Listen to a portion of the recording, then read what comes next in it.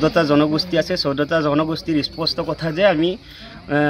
6টা জনগোষ্ঠীক কেতিয়াও জনজাতিকৰণৰ ক্ষেত্ৰত আমি সহমত প্ৰকাশ কৰিব নোৱাৰোঁ আমি একদম ধুৰগুৰ বিৰোধিতা কৰিছোঁ 14টা জনগোষ্ঠীয়ে আমি কেতিয়াও এই 6টা জনগোষ্ঠীক জনজাতিকৰণৰ ক্ষেত্ৰত আমি সহমত প্ৰকাশ কৰিব নোৱাৰোঁ বিশেষকৈ আপোনাৰ 25 তাৰিখে যি অনুষ্ঠিত হ'ব আমি ৰাজ্য চৰকাৰক সেইটো আহ্বান জনাম যে 14টা জনগোষ্ঠী থকাৰ পিছতো যদি আৰু 6টা জনগোষ্ঠীক এই 14টা জনগোষ্ঠীৰ ওপৰত বোজা জাপি দিয়া হয় তেনেহ'লে 14টা জনগোষ্ঠীয়ে কেতিয়াও হাত সাৱটি বহি নাথাকে নিশ্চয় আমি প্ৰতিবাদ কাৰ্যসূচীত গণতান্ত্ৰিক কেৱল মিচিং জনগোষ্ঠী নহয় ইয়াতে আমাৰ 14টাকৈ জনগোষ্ঠী আছে ইয়াতে আমাৰ 42 লাখ জনগণৰ আমাৰ 42 লাখ জনজাতিসকলৰ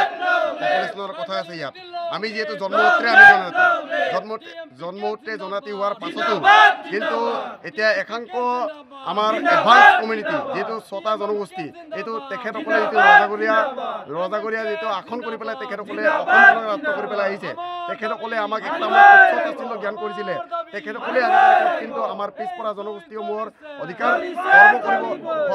অধিকাৰক আজি আমাৰ অধিকাৰক তেখেতসকলে আজি খৰ্ব কৰিব বিচাৰিছে তেখেতসকলে দখল কৰিবৰ কাৰণে যিটো আমাৰ সংৰক্ষণত তেখেতসকলে ৰঙা চকু দিবলৈ তেখেতসকলে আৰম্ভ